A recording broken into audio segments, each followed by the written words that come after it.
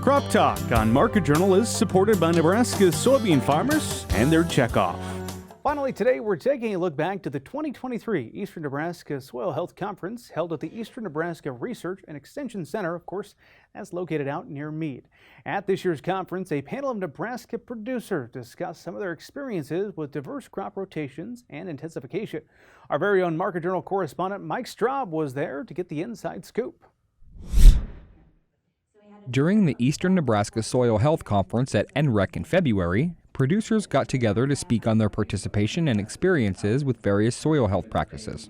Nathan Mueller was one of the moderators and explains. Today's focus covers all of soil health, but one of those aspects is increasing crop diversity and intensification on farms in eastern Nebraska. So I put together a panel of farmers that's going to share their perspectives on that topic this afternoon, and I'm really excited about all of these producers I've worked with on winter wheat, but they're also doing some really interesting things on their farm. And so we're going to go through, we have a great crowd here at the Soil Health Conference, pretty full, and so we're going to go through and just hear from those farmers and their perspective. And so, adding wheat has really helped them diversify their farm, but also mitigate risk from drought. So we've had several years of late season drought where the winter wheat's done really well in terms of yield. We're talking 90 bushel wheat, but in some years we may have only had 110 bushel corn.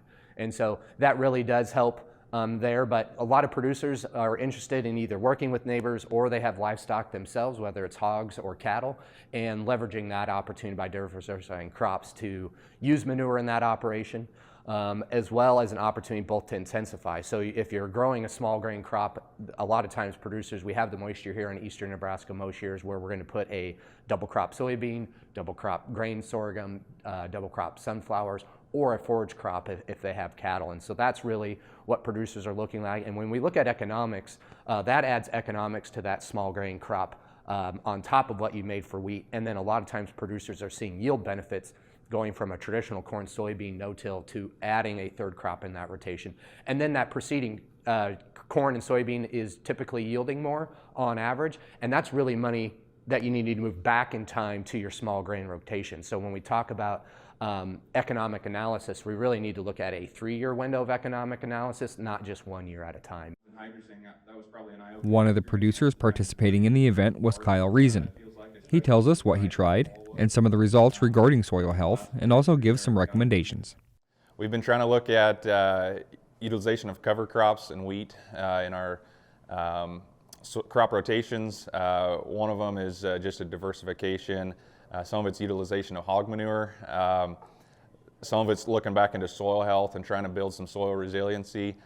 We try and avoid, we do no-till for the most part, but where we do, we try and plant the cover crops to help maintain soils and not have them erode so bad. So we've kind of used it as a soil health deal. We're fortunate enough to be able to have the resources to plant them and get them in on time.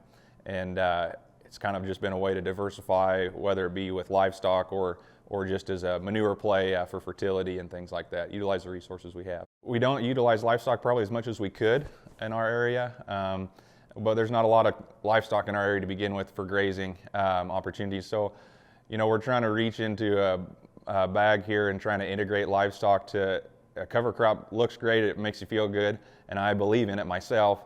But I think livestock really puts in a profitability factor, especially on a growing livestock. You're putting pounds of beef added onto an acre as opposed to putting them in a feedlot. And so I really think there's potential opportunities there, and we're kind of trying to work through some of those deals and profitability projections to see if that's a good option for us. Easy one is always to get started with cereal rye or some variation of that. It's hard to, if you're already signing up to spend $40 an acre to put it in the ground, I think if you utilize it and rainfall allowing or irrigation allows, getting growth and being able to utilize that with livestock would be a big one if you have the resources, or if there's a neighbor, either a young producer that's looking for an opportunity, maybe let him rent them out and get the profit, let him do the work. But another one would be is if you have the resources to do winter wheat. It's when I say manage it as intensely as corn, you plant it, you spray it, you fertilize it, you let it grow, and if it's dry land, you wait for the rains, and then you harvest it on the 4th of July, or that time frame. So it's not much different than regular dry land corn. It's just your labor's in a different time of the year. And it kind of comes with their own challenges. Sometimes we've had excessive growth on our rye and we wonder how we're going to manage that. Well, luckily those years we've had good beans, and it comes with their own challenges of planting beans into cereal rye. But I think it's a neat opportunity for people. It's great for soil health, great especially for erosion, as we've seen in our group, and I certainly recommend that for all soil health and especially nutrient and erosion management. If you're wanting to increase soil health, diversifying crops, implementing manure, and introducing livestock grazing may be some tactics worth trying. Reporting for Market Journal, I'm Mike Straub.